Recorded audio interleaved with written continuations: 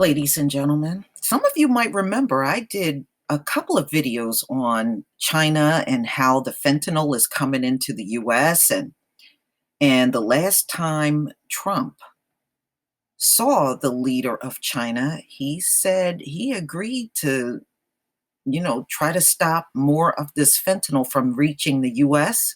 And as you can see, nothing has happened. And I was saying China ain't going to do nothing about how this fentanyl is flowing in. They really don't care. They don't care about these people dropping dead from fentanyl, and they don't care about shipping the drug over here. That's why it's still happening, and the deaths are not slowing down at all. So this came out in the Washington Post. Why is China refusing to stop the flow of fentanyl? All right. As Washington and Beijing lumber towards a deal on trade, a look at why little has changed on another key front is an important reminder that agreements with China often follow a predictable pattern. Big breakthrough, maybe even a Rose Garden announcement followed by not much. A few days after the United States and China announced in December that Chinese President Xi Jinping had vowed that his country would stem the supply of the powerful opioid fentanyl flowing into the United States. President Trump tweeted that if China cracks down on this horror drug using the death penalty for distributors and pushers, the results will be incredible. Well, guess what? You won't be seeing those incredible results. And China is not going to crack down on nothing. This is pretty much the norm. Well, so far the results have been far from incredible. In fact, all indicators are that there have been no results. Nothing has changed since December 1st, said a senior administration official who was involved in talks and spoke on the condition of so he just spoke anonymously about this whole thing. That's all.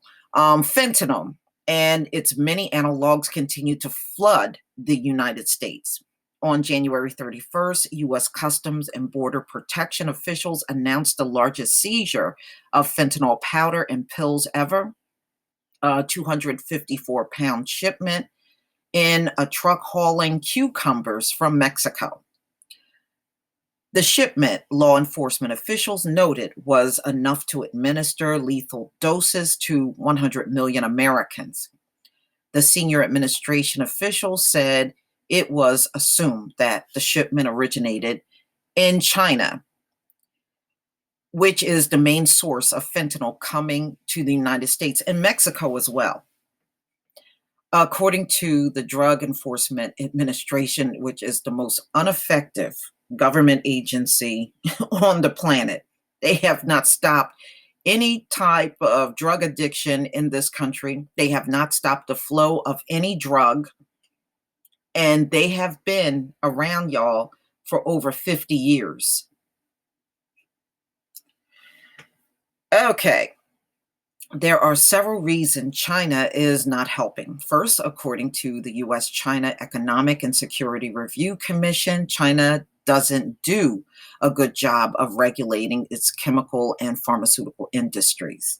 Producers have close relations with local Communist Party officials whose main focus is on keeping the economy humming and not on the health and well-being of Americans thousands of miles away. Exactly. So what they're saying is they don't give a damn about Americans and what you're dying from.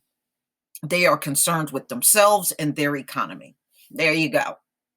All right. And you couldn't sum it up better.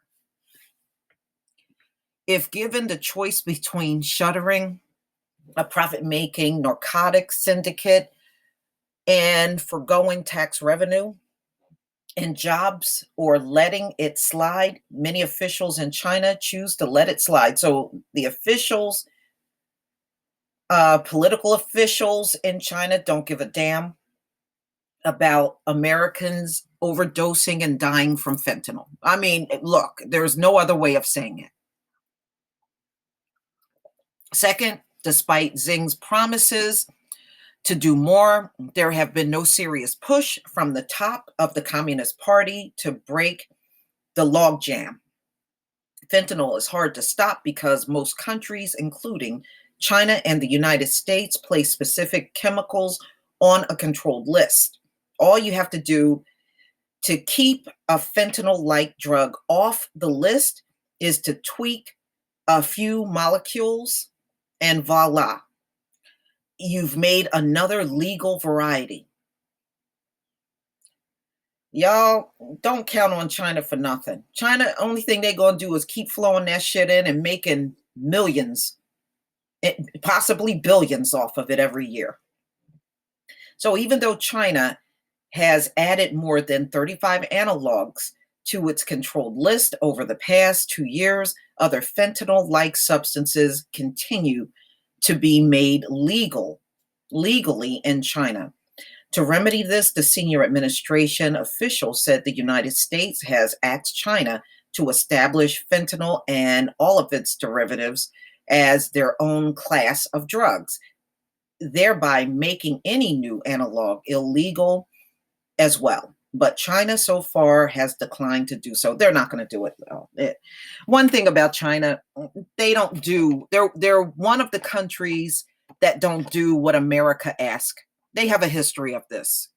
You know, it's almost any time America makes any request, China always finds a way to say no and refuse. Behind these bureaucratic snafus, however, lies something deeper. For one, inside China's system, there's no shortage of historical. Yeah, that's right. You know what? China, for almost 2 centuries, have used drugs as warfare. Part of their warfare is with drugs, even within their own country. If you go back and look at China, um, before the whole country became communist, part of the country was communist, part was not. How did they get the entire country communist? They drugged the other side and then went to war with them. They drugged them up with opium and waited for 3 years. And then they went in and fought the side that they poisoned with opium and got the people all high and messed up on drugs. And that's how they made the entire country communist. So drugs have always been a form of warfare. And that's why I'm telling you. And every time I used to put these videos up in the past, they would get demonetized. I'm telling you, China is doing a silent warfare on America. They don't give a damn about what fentanyl is doing to the people here. And as you can hear, nobody in China is willing to correct this. They're not willing to stop the fentanyl from coming in. They don't care. They don't see this as top priority. But in the meantime, you got Americans dying by the hundreds of thousands every year. I know they're lying about these numbers and downplaying it. Oh, it was only 72,000. No, it was probably 72,000 times 6. That's how many people died. America's never going to tell the truth. They're going to always downplay these numbers. But China does not respect America. And, you know, a country that does this to you, they don't like you. China don't like America. You don't poison a country that you like, you know? And the fentanyl is not just flowing in here, it's flowing into Canada, it's flowing into Mexico, it's flowing into South America, the islands. They're selling that fentanyl worldwide.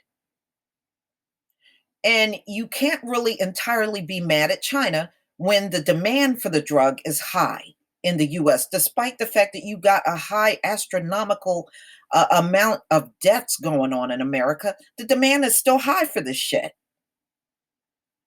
So you can't really put it all on China.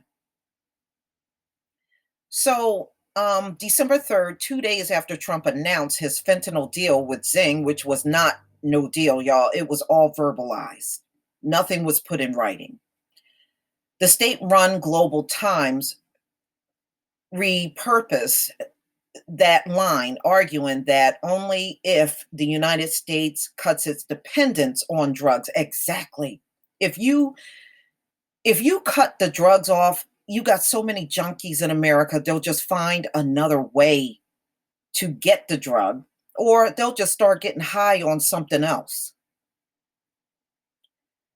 Um, would the problem be solved? So, United States cut their dependence on the drug, and the problem will be resolved. The Global Time also hypothesized that white Americans were more susceptible to fentanyl than any other ethnic groups, a claim that Westerners made about Chinese addiction to opium 150 years ago. See, this is what I'm telling you. All of this fentanyl from China stuff is revenge for the opium wars. That's what this is. This is Opium Wars Part 2. So you put the stigma of opium addiction on the Chinese. Now they are putting the stigma of fentanyl addiction on white Americans. Opium War Part 2.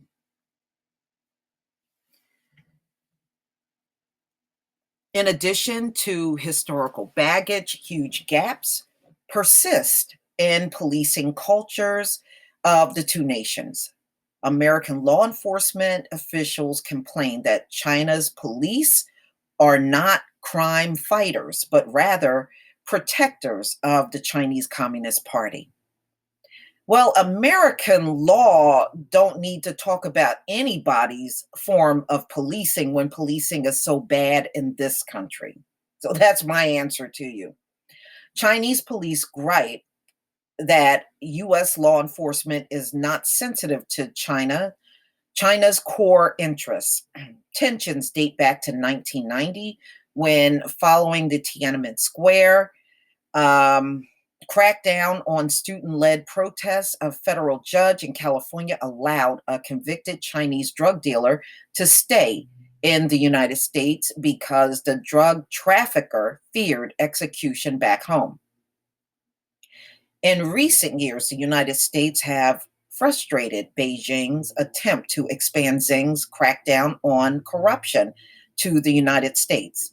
In 2017, U.S. authorities caught a band of Chinese security officers sent secretly to the United States to menace Chinese dissident billionaire Guo Wengui.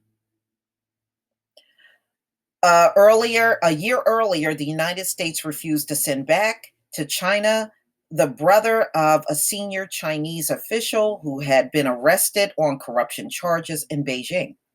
There's no love lost between the two sides. A senior law enforcement officer involved in international cooperation told me. So it's no surprise we've got no movement on fentanyl from the People Republic of China. And they're not going to do nothing about it, y'all. They seriously don't care. They don't care. That fentanyl will always make it into this country. It doesn't matter what they put into place. It's always going to make it into the U.S. If it don't make it in, it will make it in across the border from Mexico and Canada. It will always be here. But please tell me what you think, ladies and gentlemen. Please leave your comment and subscribe. Don't forget to hit on the notification bell, and I'll see you on the next video. Peace, family.